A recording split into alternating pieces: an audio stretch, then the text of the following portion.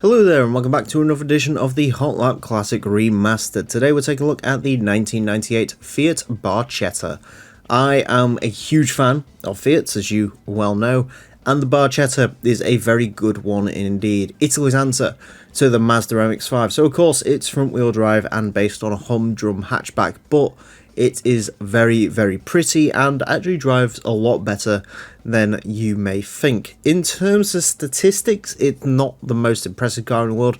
Front engine, front wheel drive, 250 horsepower, 975 kilos of weight. I'm not expecting this to be massively quick, but maybe it will surprise us when it gets its 6 laps at the Motorsports Land track. It's going to get those 6 laps the best time it possibly can. Currently it is the TVR Sober LM edition, a 28.620 Barchetta, not going to be up there. In terms of what the Barchetta should aim for, I don't really know, to be honest with you.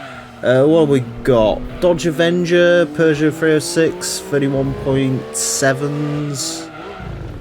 Even that, I mean, the 306 had a lot more power than this. I think the Avenger had more power than this as well, so maybe we're going to be sort of looking towards Mazda Demio. Mind you, the Demio was a 31.5. It is front wheel drive, which should put this in pretty good stead, and in fairness, it has gone quicker than the other MX-5 we've had go round. Of course, the one MX-5 we've had go round.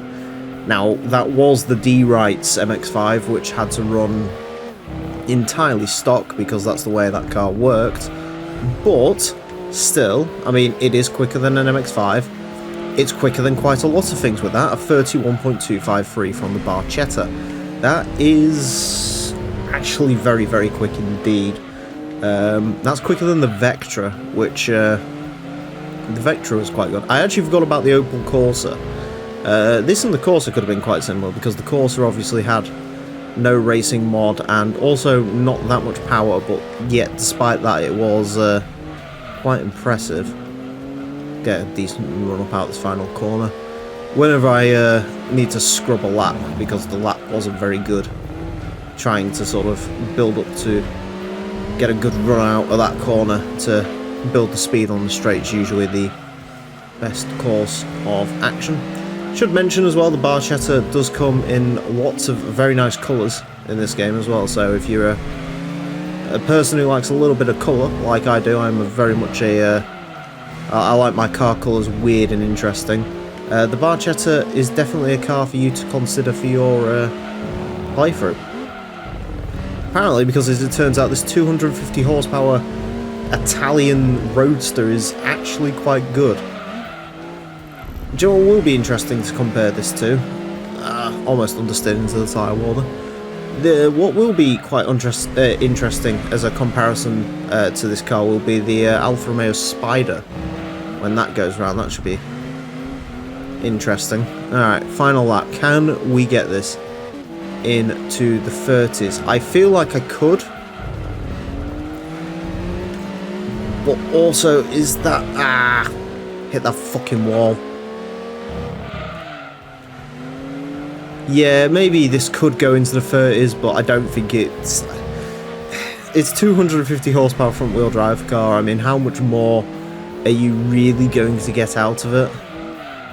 The actual speed traps on this though is pretty good. Yeah, the Barchetta, very surprising in how good this actually was, because it's, yeah, you could definitely go quicker through there. Yeah, very surprising how quick that actually is. I guess because it's sort of more lightweight, it deals with better. I'm not too sure, because the statistics on that aren't, you know, a bit like the Corsa really. Statistically, this isn't actually all that impressive. 250 horsepower, 975 kilos. It's light, it's, you know, relative amount of power, but it's not like mind-blowing or anything. But that's still, yeah, very quick indeed. Quite surprising.